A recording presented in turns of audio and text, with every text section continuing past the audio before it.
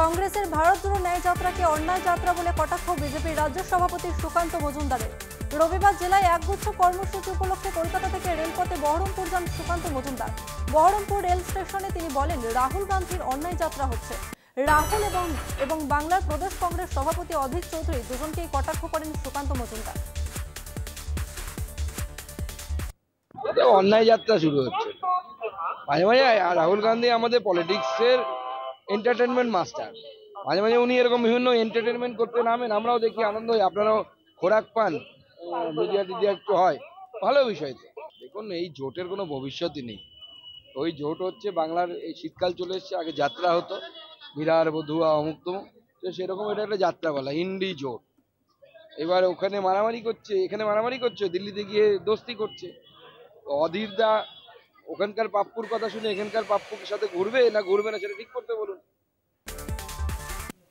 বিজেপির পঞ্চায়েত সদস্যের বাড়ি থেকে উদ্ধার বিপুল পরিমাণ গাঁজা, গ্রেপ্তার পঞ্চায়েত সদস্যের স্বামী। হাওড়া সাকরাইলের কান্দুয়া পঞ্চায়েতের নবঘড়া সর্দারপাড়ার ঘটনা। স্থানীয় সূত্রে খবর, কান্দুয়া পঞ্চায়েতের সদস্য রূপা রায়ের স্বামী নিমাই রায় দীর্ঘদিন ধরেই গাঁজার ব্যবসা করেন বলে অভিযোগ ছিল। শনিবার হাওড়া সিটি পুলিশের গোয়েন্দারা রূপা রায়ের বাড়িতে হানা দেয়। বাড়ি থেকে প্রায় 40 কেজি গাঁজা উদ্ধার হয়েছে বলে পুলিশ সূত্রে খবর।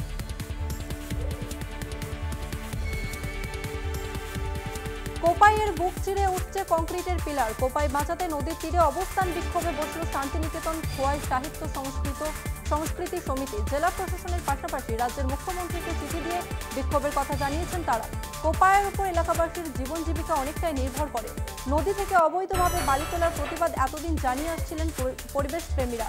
এবার নদীর বুকে পিলার তোলার প্রতিবাদে সামিল বিশ্বভারতীর অধ্যাপক, কর্মী ও পরিবেশবিদদের একাংশ। প্রতীকী অবস্থানের মাধ্যমে আমরা মানুষজনকে একত্রিত করার চেষ্টা করছি। তার সঙ্গে 100 জনেরও বেশি অধ্যাপক অধ্যাপিকা তারা সই করেছে, পরিবেশবিদ সই করেছে। আমরা এটি ডিএমকে, জেলা পরিষদের সভাধিপতিকে, আমরা এসডিপিওকে, মিউনিসিপ্যালিটির চেয়ারম্যানকে, যে সমস্ত রাজ্য সরকারের আধিকারিকজন আছেন তাদেরকে জানাবো যে অবিলম্বে কোপাইকে বাঁচান, সকলে এগিয়ে আসুন এবং সরকারি নিয়ম অনুসারে যে কাজ করার দরকার সেই কাজটা করুন। শনিবার সন্ধ্যায় শামসিং চা বাগানে এসে ফের চা বাগান খোলার কথা ঘোষণা করলেন বাগানের পুরনো মালিক প্রসন্ন কুমার রায়ের ভাই জয়ন্ত রায়। এদিন তিনি শামসিং চা বাগানের ফুটবল ময়দানে বাগানের শ্রমিকদের সঙ্গে একটি সভা করেন।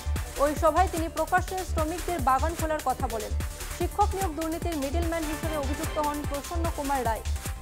4ই অক্টোবর বাগানটি একেবারে বন্ধ হয়ে যায়। তারপর থেকে সমস্যায় ছিলেন বাগান কর্মীরা। বাগান খুললে সুবিধা হবে বলে দাবি কর্মীদের। हम लोग इसको खोलेंगे। और एक और चीज़ है, बीच में जाके अगर किसी कारण से पत्ता नहीं आ रहा है, कोई भी प्रॉब्लम हो रहा है, हम लोग फिर आप लोग के साथ इसी तरह से बैठेंगे, क्योंकि हमारा प्रॉब्लम आपका प्रॉब्लम है, आपका प्रॉब्लम हमारा है। तो अगर ये प्रॉब्लम हुआ तो उस समय कैसे हम लोग इसको सॉल्व करें, जहाँ पे आप भी थोड़ा हमारा हेल्प करें, हम भी आपका समय होने से हेल्प करें, ऐसा सॉल्यूशन हम लोग बनाएंगे यूनियन के साथ बात करके। उसमें आशा है कि आप सब राजी होंगे और इसको सहमति देंगे। মকর পরবের তোড়জোড় শুরু হয়েছে ঝাড়গ্রামে। টুসু ভাদুকে নিয়ে জেলাবাসীর উন্মাদনা তুঙ্গে। ঝাড়গ্রামের হাটে বাজারে টুসু কেনার ভিড়। এবার পরবের আগে ছোট টুসু 20 থেকে 40 টাকা দরে এবং বড় টুসু বিক্রি হচ্ছে 80 টাকা থেকে 150 টাকায় বিকোচ্ছে। মূলত তুষ, মাটি এবং রঙিন কাগজ দিয়ে তৈরি টুসুর দাম এবার খানিকটা বেড়েছে। তার সত্ত্বেও ক্রেতাদের অভাব নেই। এবার পরবের আগে টুসুর বাজার ভালো বলেই দাবি করছেন বিক্রেতারা।